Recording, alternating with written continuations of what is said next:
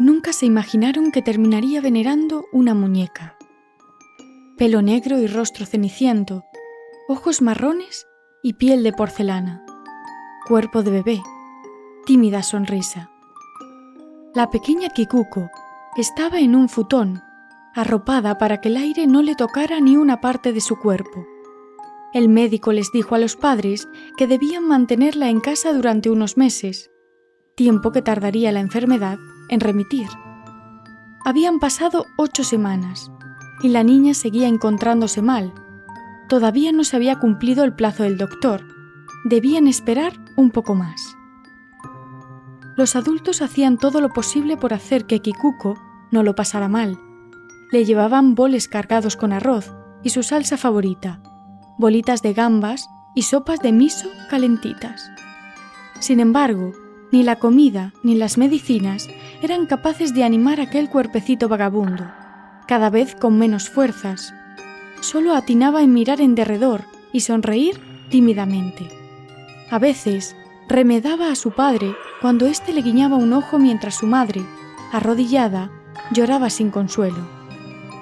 Y fue una mañana soleada, con pajarillos trinando en el exterior, cuando descubrieron, gracias al doctor, que la pequeña Kikuko padecía una enfermedad terminal. Su estado era grave, por lo que no le quedaba mucho tiempo de vida a su alma. Tal vez una semana, puede ser menos, dijo el médico. Aquellas palabras fueron como cuchillos helados clavándose en los corazones de sus padres. Tenían la esperanza de que la pequeña se curase, pero aquella afirmación... Sus ojos se iluminaban cuando su hermano iba a verla.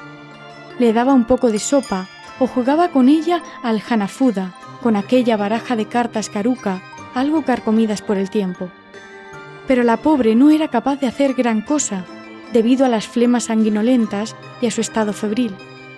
Su hermano recogió las cartas y las dejó encima de la cómoda. Y mientras sus padres acudían para socorrerla, el chico decidió ir al mercado a por unas virutas ancestrales para infusionarlas.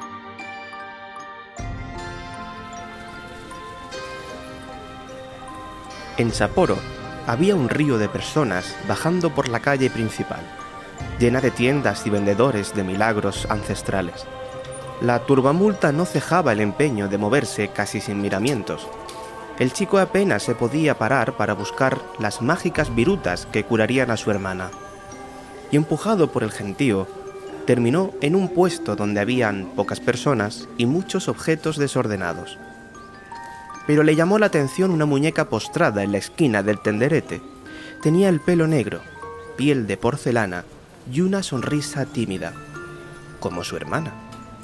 La única diferencia es que la muñeca vestía un traje tradicional japonés. Le gustó tanto que decidió comprarla y llevársela a la pequeña moribunda. Comprar las virutas no era garantía de que se curase. Al regresar a casa, sus padres le dijeron que la pequeña había empeorado. La fiebre había aumentado y los esputos eran más sanguinolentos que en la mañana o el día anterior. El joven les enseñó la muñeca y dijeron que se parecía un poco a Kikuko. Se miraron y dijeron al unísono que le encantaría. El chico entró en el dormitorio, se sentó a su lado y le acarició la mejilla sonrojada. De vez en cuando, su menudo cuerpo tiritaba, tal vez por la fiebre, tal vez por el dolor agonizante acentuado en su pecho. Le puso la muñeca a su lado y le dijo que se la había comprado para que la protegiera de todo lo malo. La pequeña, que no se esperaba el regalo, sonrió casi sin fuerzas mientras miraba a la muñeca y a su hermano. Seguidamente le acarició la mano a modo de gratitud y con un hilo de voz la bautizó Okiku.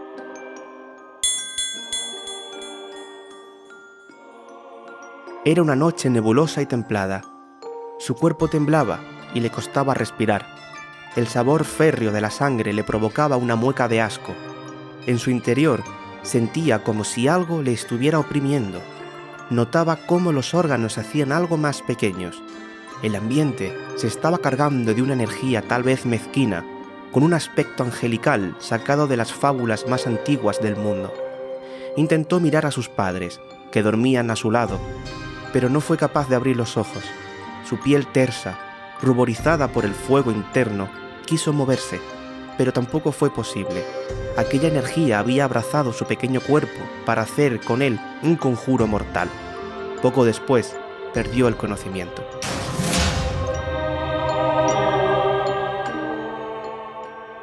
A la mañana siguiente, se despertó algo mareada, pero rígida. No se podía mover. La diferencia es que ahora no podía cerrar los ojos. Los tenía entreabiertos, como si estuviera en una sonrisa infinita. Trató de tocarse la cara, en vano. Lo raro era que no le dolieran al no poder cerrarlos. Miraba al techo, con aquella sonrisa que no podía dejar de hacer. Gritó, pero no le salía la voz. Al cabo de un rato, su padre se puso encima y comenzó a llorar. No entendía lo que estaba pasando. Su madre hizo lo mismo al oír a su marido. Ella trató de decirles que se encontraba mejor, mucho mejor, pero que le ocurría algo en el cuerpo. La apartaron con la mano y la dejaron de pie, junto a la jamba de la puerta. Desde allí pudo ver lo que ocurría en realidad.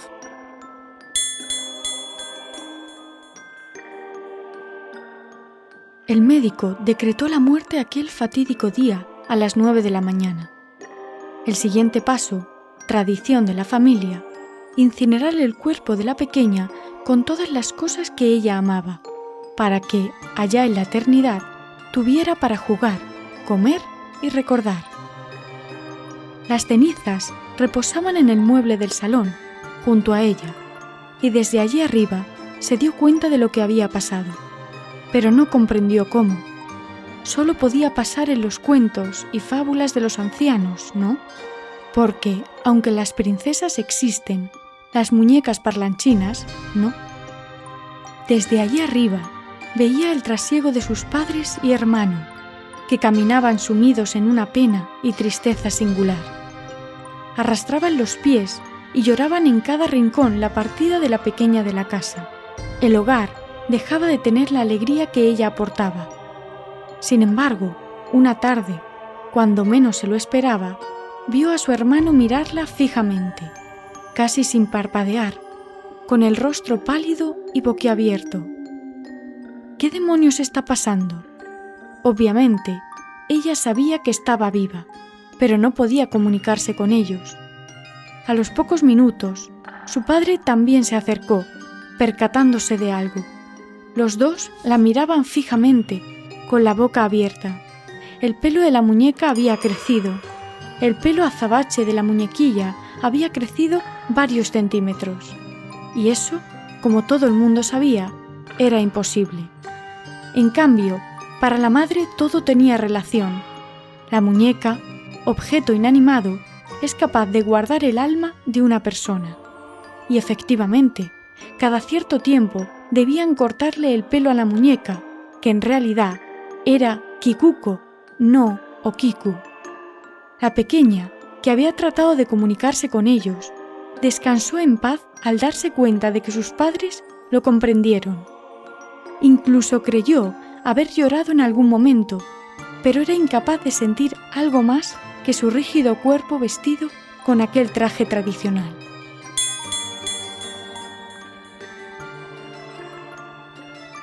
Desgraciadamente, un tiempo después, la Segunda Guerra Mundial invitó a todo el mundo a abandonar sus hogares rápidamente.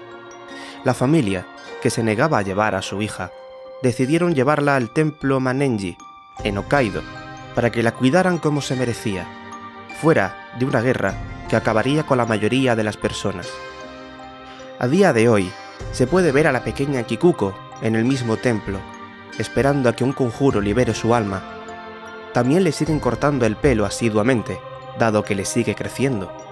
Mucha gente dice que es un truco para que la gente peregrine hasta allí.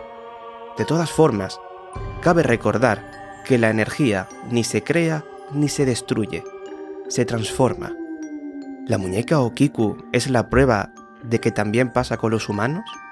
¿Qué piensas? ¿Es verdad esto o es un truco, una ilusión?